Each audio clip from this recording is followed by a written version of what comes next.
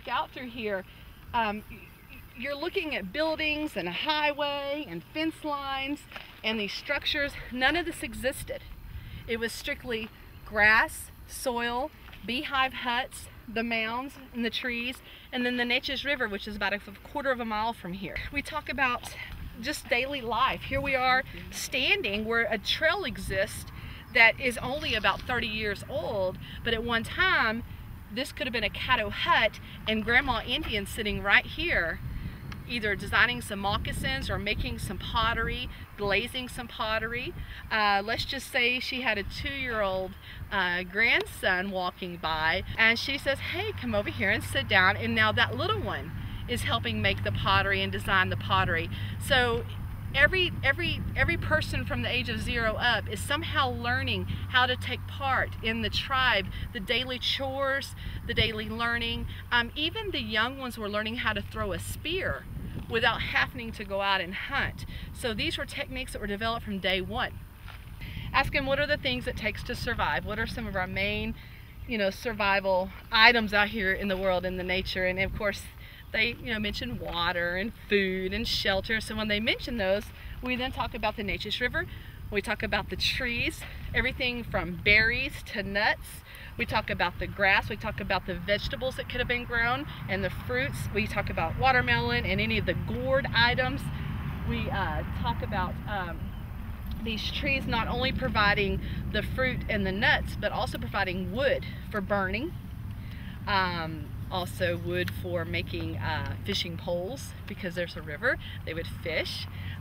I tell them some ideas that used to exist but are now also illegal today. I make it very clear that it is a huge crime to do it. But at one time, black walnut was used to actually stun the fish, and that's how you could actually retrieve a lot of fish at one time. But it was a technique that was used, things that were thought of along the way. And of course now with our environmental laws, and of course just the care and concern of the animals and humans, we don't do that anymore. This area being Caddo huts is because we have what's called a magnetometer reading, and I can show you that inside. It's a black and white photograph, but it's a map. What it is basically a box on wheels, and it's an x-ray machine. And the archaeologist will come out here and literally pull it behind them, and it's taking a picture of the soil beneath the soil surface.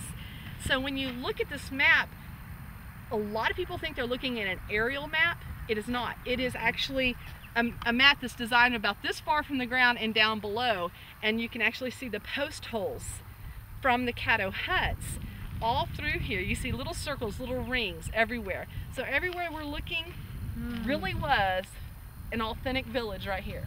A ceremonial ground. Not just your typical layman workers of the tribe, because that mound right there was where the chief lived. This one chief would have reigned over roughly 30 miles distance in today's time. That would be Jacksonville to Nacogdoches to roughly Center to Crockett. These people right here would have been more in contact with the chief, would have worked right up there with the chief, would have had some status. By which the mound was built up over time? Yes. First of all, it would have started roughly between about 10 feet below the soil surface, is what I was told. So we're talking ground level. This tribe is not known as a sacrificing or aggressive tribe. However, I would be lying to say they did not sacrifice, because when the chief died or got sick, something had happened, they would not just bury him alone. They would bury him with his direct family, immediate family members, so wife or children. And so that is where the word sacrificing comes in with the Caddos. They would sacrifice, so it kind of gives you a reason to keep your husband healthy, or keep your keep your loved ones healthy, because once that person passes on, then those immediate members would have been killed to be buried with that loved one, to keep him, their belief was to keep him so he wasn't lonely, so he wasn't buried alone.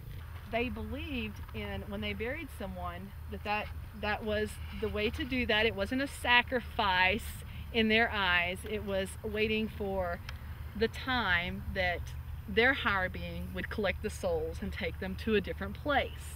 So you can kind of compare the way we believe today to the way they believed then. So it's interesting that it relates.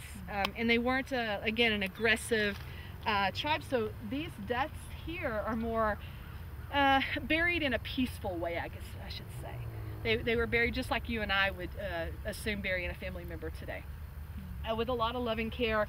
As you see, again with this sketching here, they were buried in rows, sometimes 5 to 6 individuals in a row, and it was almost like a tomb effect, but yet it was only to do that so that they would have like a little thatch roof, and then that would be the next layer for the next set of burials.